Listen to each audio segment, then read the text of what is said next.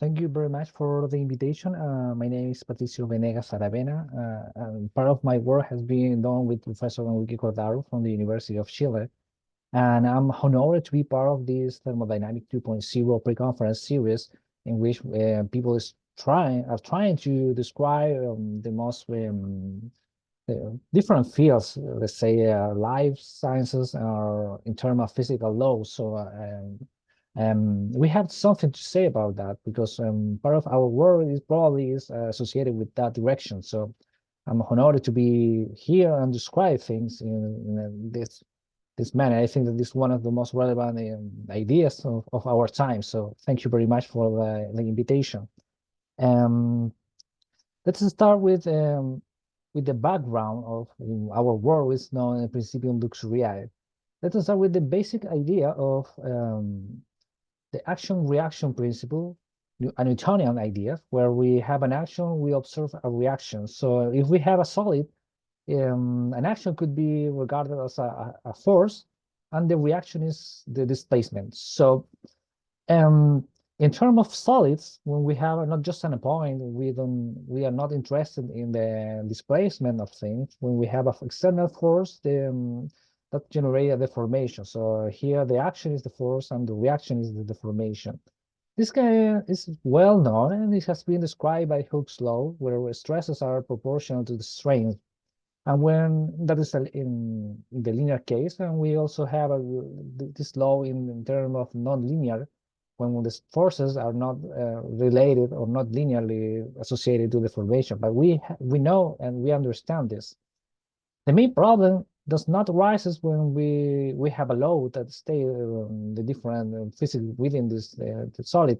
The problem is arise when we have a force, an external force, we do not observe any deformation. So that arises when we have our experimental work samples under uniaxial compression, and we observe the deformation, the linear state, and we do observe the non-linear state. At some point between that and the macroscopic failure, we do not observe any deformation.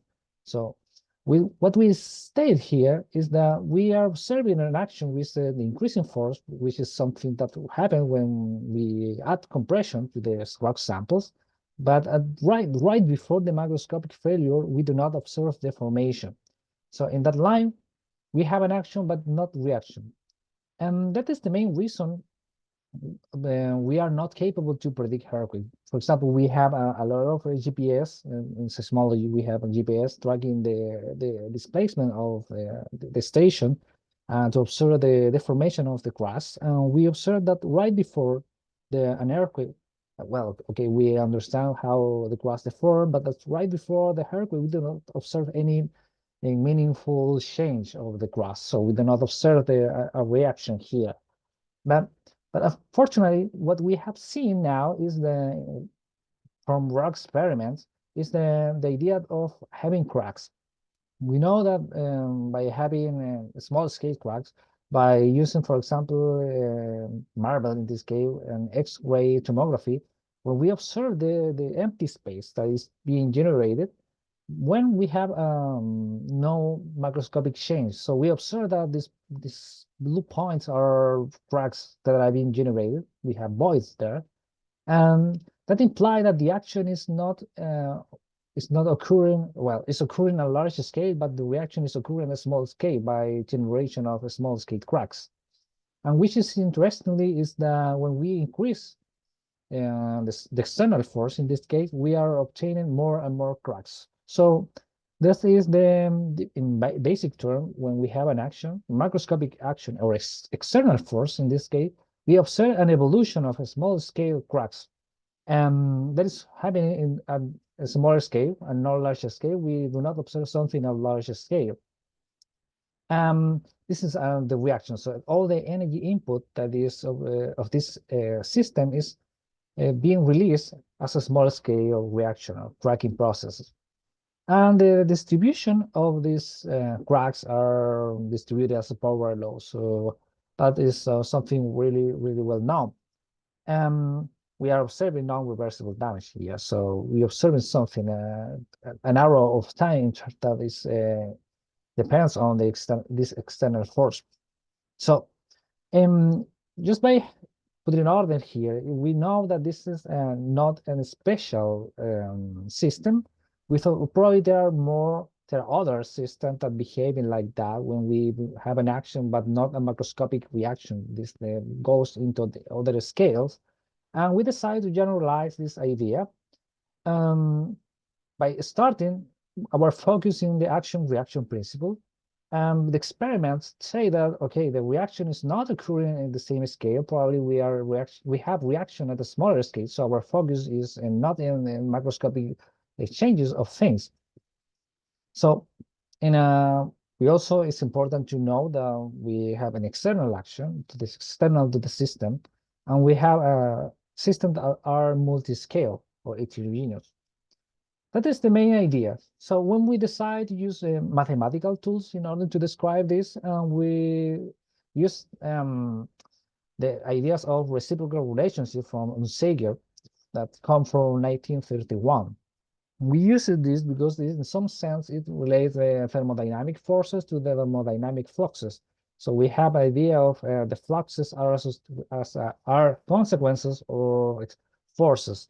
This is important because, for example, when Onsager won the Nobel Prize in 1968, it was stated that this idea of forces and fluxes are an additional law in thermodynamics.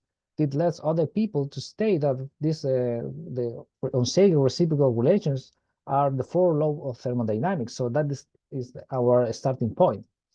And one interpretation of the Onsager reciprocal relation is the idea of having transport of energy. So in this sense, we'll apply to our context, we have an external action that drives or triggers multi-scale energy transport too. We have energy that is transported to a different scale. That is why, as we observed also, we have a dissipation. The cracks is a small scale damage, so it's non-reversible. That also implies that it generates an increase of entropy of the neighbors or the neighbor of the cracks. And we also have the larger scale, the process of deformation that is not reversible in this case, and at some point that also generate an increase of entropy here. It's important to know that we are not dealing with the two particle scale. So we use all of this into the Onsager reciprocal relationship, and we obtain this equation. With the state and the alpha here is the power law distribution. This is the distribution that we use to this, which is in a particular case. And we have this A is the Euclidean dimension, and this D is the fractal dimension of something. So we need to an interpretation of this, which is we have the fractal dimension, and we have a multi-scale thermodynamic, which, for example, comparing the larger scale reaction of the system and the smaller scale reaction of the system. In this case, is S sub 0. This equation also relates geometry and dissipation in some manner. It's important to mention here that there have been a lot of people working, trying to fit or understand the power law distribution or fractals in science that describe natural processes by using the power law distribution is something well known from there are a lot of people. I don't even mention all of them, but for example, Cesare from more than 100 years ago, Levi, Richardson, Mandelbrot, also Barnes, D. Bijan, Turcotte, Geoffrey West, and there's a lot of people working in this idea. But which is interestingly here is now we have an interpretation in terms of dissipation. We need to, well, this is relatively simple. The left side is geometrical interpretation, and the right side is the physical interpretation. The geometrical interpretation is simple. For example, if we have a fractal dimension or a dimension equal 1, we know that this is a straight line, for example. If this two-dimension, we are dealing with an area, for example. When we have an object this fractal dimension is close to 1, it fills less the space, so it's most compact, it's more close to this line. when we have another geometrical object which is characterized by a fractal dimension close to 2, it feels more the space. So it is spread out, try to resemble an area. That is the geometrical idea here. But then we have the physical interpretation. We have, in order to match these smaller values, we need that necessarily, we need that this large scale dissipation dominate the system. And in contrast, in this case, when we have large values of the smallest, the system is dominated by smaller scale dissipation. Now, let's consider some examples of it. For example, the most relevant, the large example is the universe as a whole.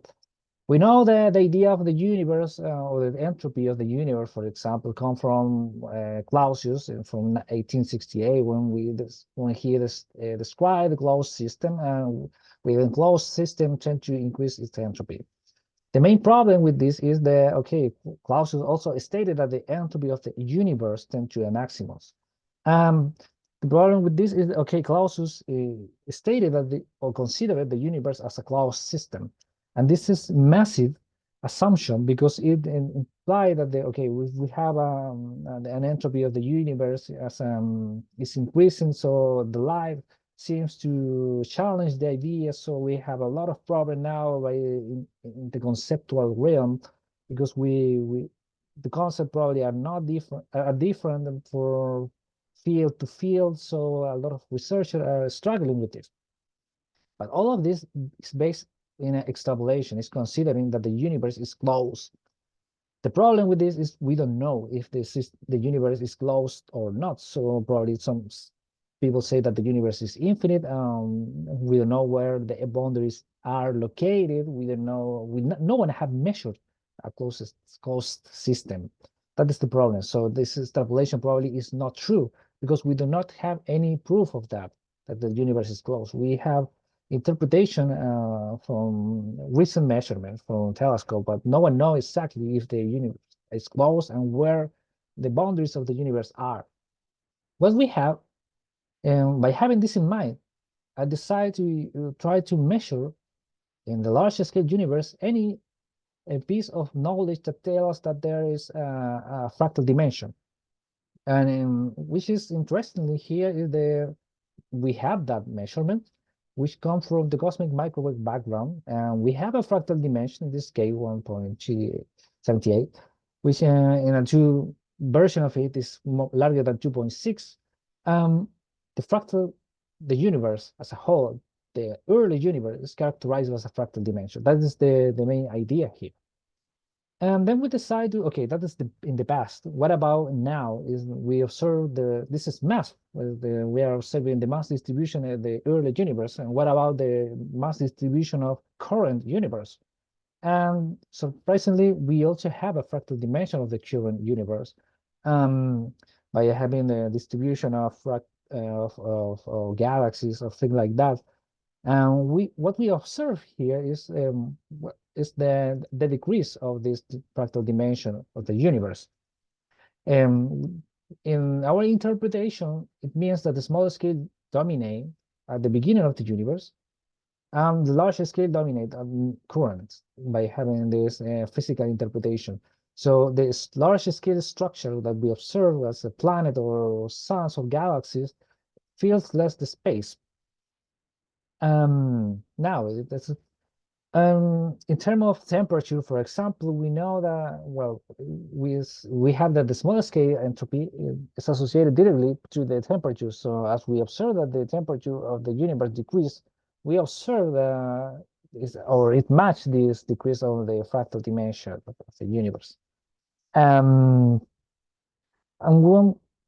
in geometrical interpretation, we observe the decrease of the the universe is compact. Is the mass of the universe is not spread out. Is compressed in some points that imply that the compactation of mass or energy. So the force that is carried out all this compactation is gravity. So that led us to think that probably gravity is not a fundamental force. Probably it's a thermodynamic force that help us to change the entropy of the universe in that sense by having a compactation of mass. Probably that is the idea. Then we have what is the external force? Because if we have this, the first assumption, if we have a system characterized by a fractal dimension or distribution here, is because we have an external force that is trying to, or is the energy input of the system, and the fractal dimension is the manner or geometrical manifestation of the excess of energy. So if the universe is characterized by a fractal dimension, it implies that we need an external source of energy. That in this case, we don't know. That's the main problem. We don't know if where the external force. We know that the universe is under expansion. We know that we have that matter or that energy in the sense that is composed most of the energy of the universe. There are a lot of things that really are not essentially are not well understood. But these are measurements, and we know that in our analogy in the same line as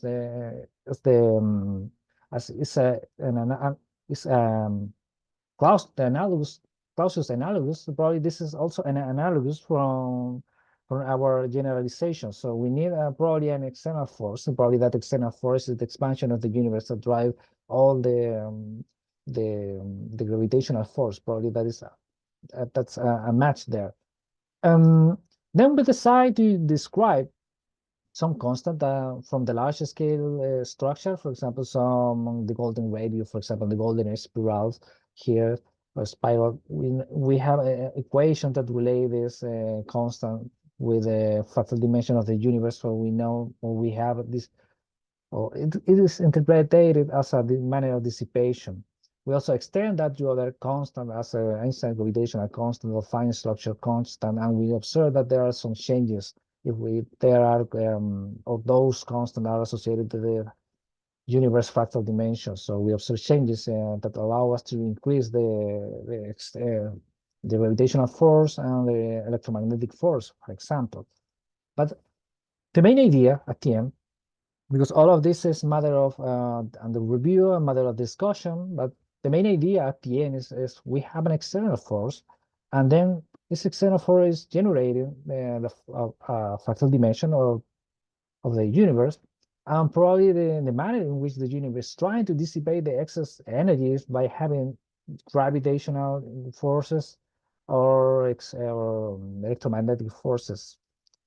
This also tells us that probably the decrease of D is associated with the concept of energy emergent behavior, because okay, we have lower values of D, for instance, and we know that this interpretation implies that the mass, or the particles now are not evolving in different or randomly, let's say that, because they need to evolve together. For example, if we have a different particles that evolve different or they have infinite possible path, and then we have a decrease of the fractal dimension, also change the gravity or increase the electromagnetic force, probably all the infinite probability of probable paths are restricted to a few of them, and then they are gathered together and then or cluster, and we form cluster of mass, and the particles behave in a similar manner, so they have the same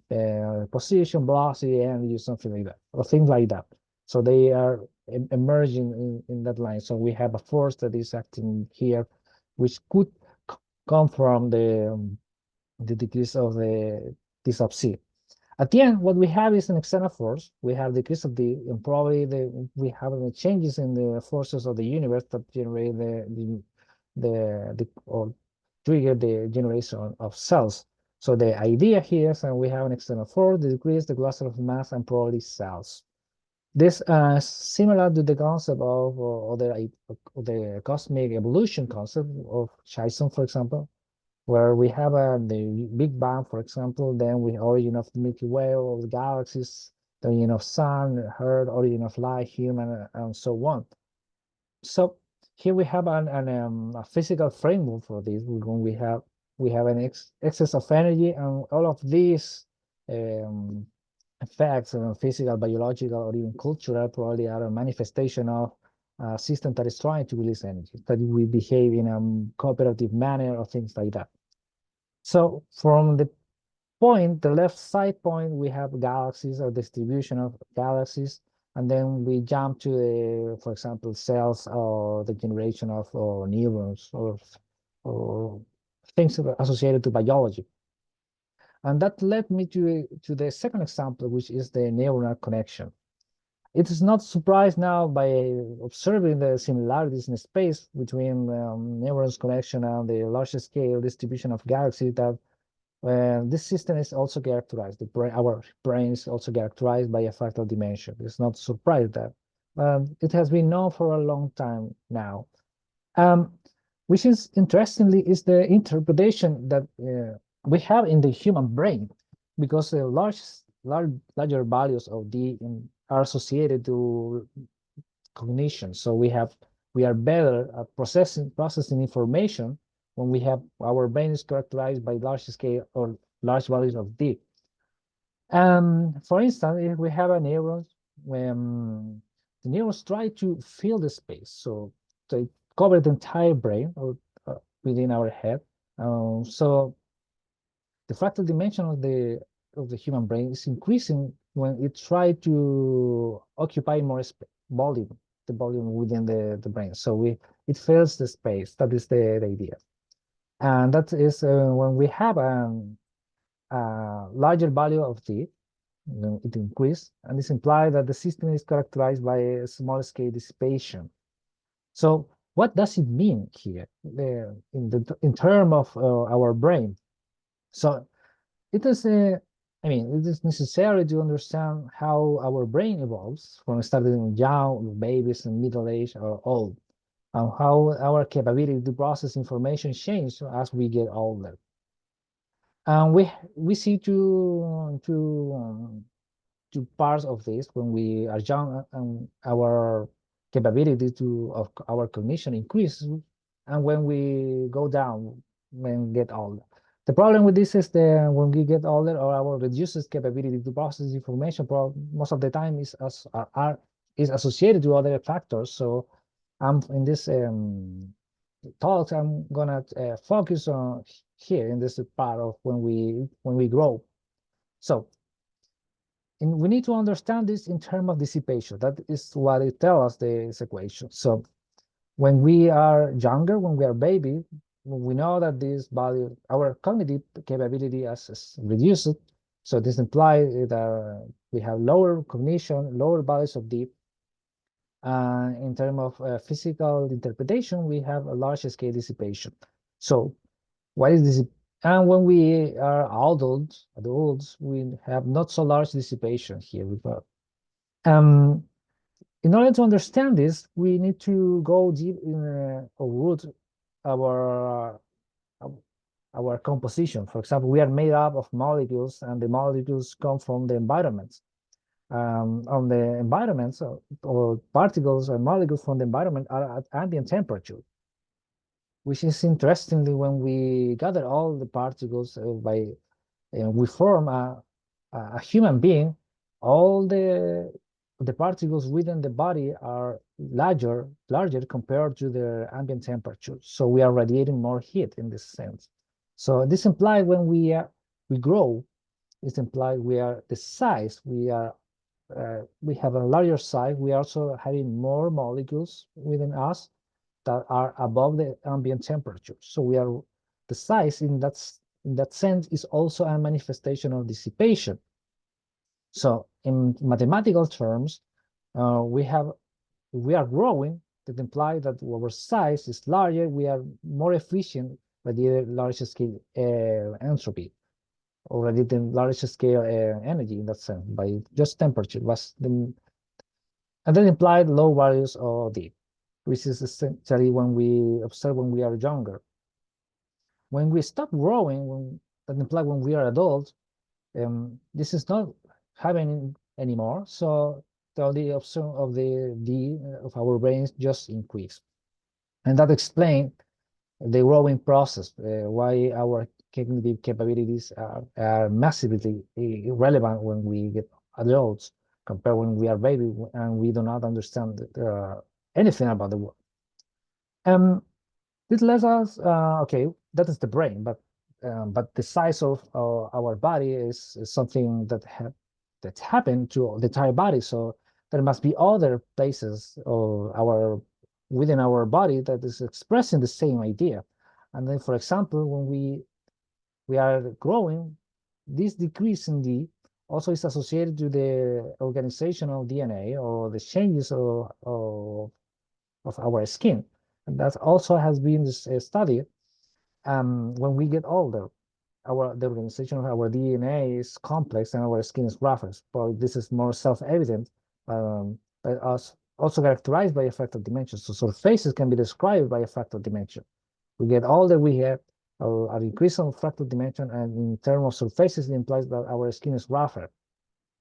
In addition, it is possible to state or describe the other internal processes from biology, for example, the homeostasis, can be linked to this large-scale fractal dimension of the body. So at the end, it seems that the body is probably the cells or the human brain, or the human body by itself is a manner to dissipate energy or heat in this case, but also it seems that our different structure, our brain or our body, which are multi-scales, led us to the possible conclusion that the life could be a multi-scale dissipative process. So, but that happens when we are observing one single brain, for example, or one single body. What about when we have a long-term evolution of different bodies or one species? It led us to another example, which is the concept of evolution. In order to understand evolution in this case, we need to take an idea from other system, which is the chaos theory, which is also multi-scale. The most basic idea of chaos is the sensitivity to initial conditions. So probably everyone know the butterfly effect. When we have a butterfly, it generates in some city and it generates a storm at other places, in other cities or even at other hemispheres. Here, what we are observing when we have a dissipative system, we have a feedback to generate the storm, but also what is increasing is the dissipation. So it's part of a multi-scale system, the dissipation. That was constrained the storm, and it implies that a dissipation is restricted to a domain, let's say, or to or a volume in this case.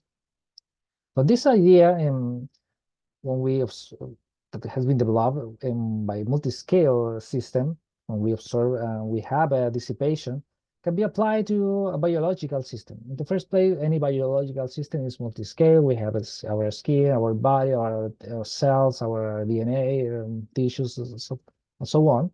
So a biological system is multi-scale. And also we have external factors, the environmental.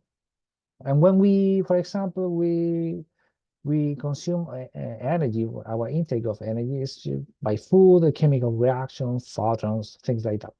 All those things are intaken are consumed by or managed by our digestive system, and by having or obtaining the energy from chemical substances. And also that is on a small scale, because we have pieces of food at the pieces that are smaller and smaller and smaller pieces, and the energy at the smallest scale is what we use it as energy or fuel for our life. So that is the schematic representation here of a biological system, its environment. But the idea here of evolution is when we change the environment, so imply when we change the food, the photon, or the light over our skin. By considering this, the change of this imply we have a change of the energy intake, and that generate this a disturb of at different scales. As a consequences, if we change, for example, other scales of our system from the environment, we also have other disturbs that could affect the different scales.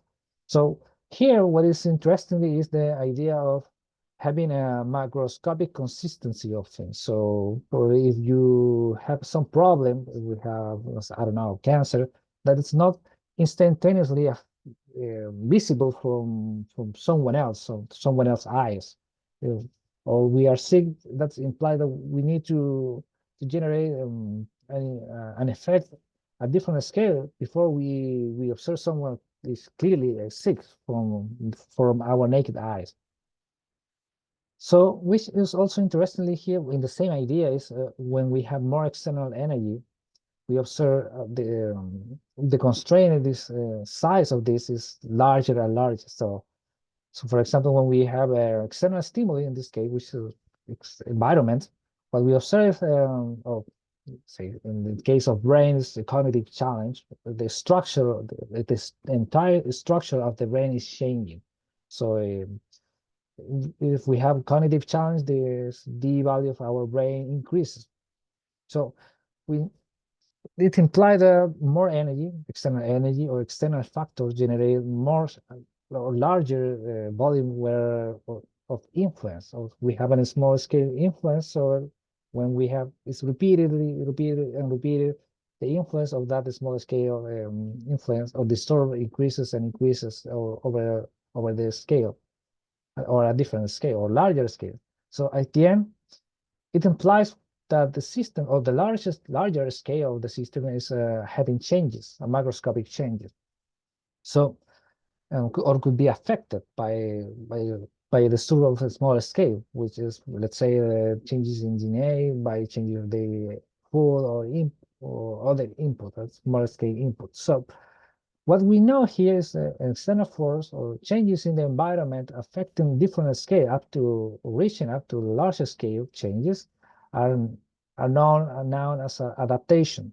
So because we have a macroscopic event, let's say change in the changes in our body, it's visible or in macroscopic behavior of things, that is an adaptation. So that's come from the environmental changes, but it had to change all of all over the all the other scales or smaller scale before it reaches this larger scale change or the adaptation. So there is a process that come from the external force up to the larger scale.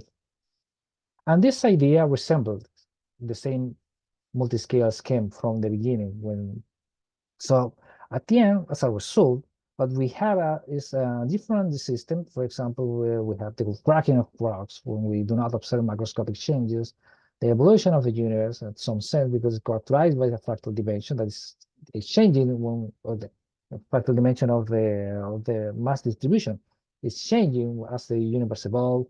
We observe changes in our brains, and also we observe the evolution probably is associated to this the same schematic representation. So it can be said at the end that probably all of those systems are just Newtonian physics with additional steps. So probably the evolution of Darwinian evolution is just Newton with different scale, or the action reaction with different scale. The brain changes are action reaction with different scale, and so on.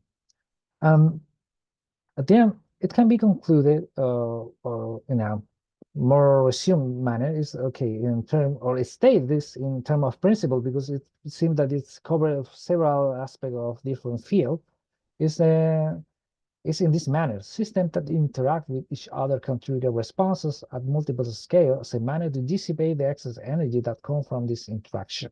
That is the statement of how I state or resume all this schematic representation because we have multiple scales, we have dissipation, we have the interaction from, in this case, from the external or environmental condition. As just by adding one additional of our final example, or funny example, is not funny, is the idea of something that is also occurring in engineering. For example, we have the question, why are modern cars safer? We have modern and old. So the solution for of the main answer is because modern car, obviously avoiding the other safer techniques or something like that, as airbags or things like that, it's the engineers are trying to generate more macroscopic damage. So we have more fluctuation here of the crumpled zones, for example. This is not possible or it was not the design of things when we consider as older cars. So in this case, so if the energy is not released by a macroscopic change, the energy must be released at other or have a reaction at smaller scales, and the smaller scale is us in this case, and our cells. So that's the reason, the physical reason about in this framework that explain why we are not safe in other car when we face a crash or an accident.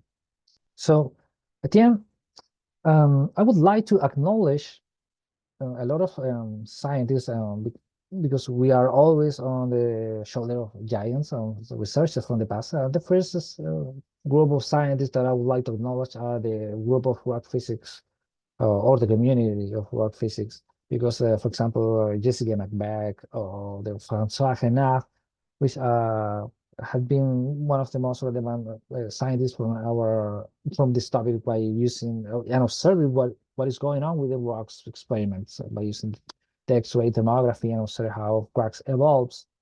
Then I have a lot of influence here. Um, uh, a lot of books that I read, for example, books Clarity from Daniel San Martin. This is books in Spanish, so I encourage you to try to learn a little bit of Spanish or translate it. I don't know if it's already in English, but the main idea here is the universe probably is self-similar, but not in the geometrical self or sense of self-similarity, which is data. We have a geometrical structure and it replicated or mirror larger and larger scale. Well, this book state that what is self-similar is not the molecules or the masses is or the matter is the interaction. So when we have leptons or quarks, the interaction among those subatomic particles is equivalent to the interaction that exists on particles and molecules and cells and humans and nations. So the interactions, it seems that is essentially equivalent in some sense. It's a mind-blowing idea. So that's, I acknowledge this book after reading it is quite interestingly. Other books are self-evident because I'm not a neuroscientist, but I have to look to read about, for example, the brain from the ideas of description of David Eagleman's other, for example, how different systems like the human system is changing by also considering external factor in this book Behave from Robert Sapolsky, or how the behaviors of animals change when the environmental condition changes, or even humans in the long term by observing change of our planet and that in some manner affects our behavior. So all of those books are relevant. And I would like also to acknowledge the book of Geoffrey West, Scale, which stated that the in analogous idea of having similar behavior across different systems, which are described by power laws. Some aspect of life are described by power laws. And the idea of, for example, if we have houses or cities, that also can be described by in similar term to some aspect of human body. For example, we have houses. Those houses at every city, everywhere, are composed by basic stuff, similar spaces, regardless of the income of the architecture of the house. All the houses share the same stuff. So that idea is resemble of the idea of cells in our body, where the streets are or the avenues resemble, or the cars or the transport of people resemble the idea of the bloodstream or some cells that are going or are flowing within our body. That's an interesting book. Then also I have to acknowledge the book and the ideas of Adam Bijan, for example, where it's focused on the design of things. So we have a flow within system, and the flows of the consequences of the flow is the generation of a distinctive geometry of things. So, for example, we know the shape of a tree, for example, and we observe the shape is very similar to other structure of the river basins or the rays from the sky. So it's a massive idea. So I try to use some optimization process or the flow or easy manner of the things flows. It's a massive idea here. So at the end, there are a lot of people that I need to acknowledge because, for example, in these papers, this published paper where I describe this principle, there were more than 300 references. I read all of them, and massive, really helpful. But here, the schematic representation of an external action will generate a reaction at different scale. Is presumed by this statement, systems that interact with each other to trigger responses at multiple scales and manner to dissipate the excess energy that comes from this interaction. Well, this is, I think that is a principle, which is the action-reaction principle with a different, a multi-scale view. Um, and the name is Luxuriæ, which means out of place, because I think that the energy in this case is trying to escape from other scales. So that is out of something. So that is the meaning of Luxuriæ in Latin. So remember, I'm using power laws just because it is easy. It's one possibility to multi-scale description of things, and that is an approximation of things. But the main task or issue here is this description as a multi-scale response. So thank you very much for coming for hearing our works. I'm honored. I repeat it. I'm honored to be part of it. And thank you for let me share part of my work with you. So thank you very much. Thank you very much to Ron Powell for all the team. That is all. Thanks.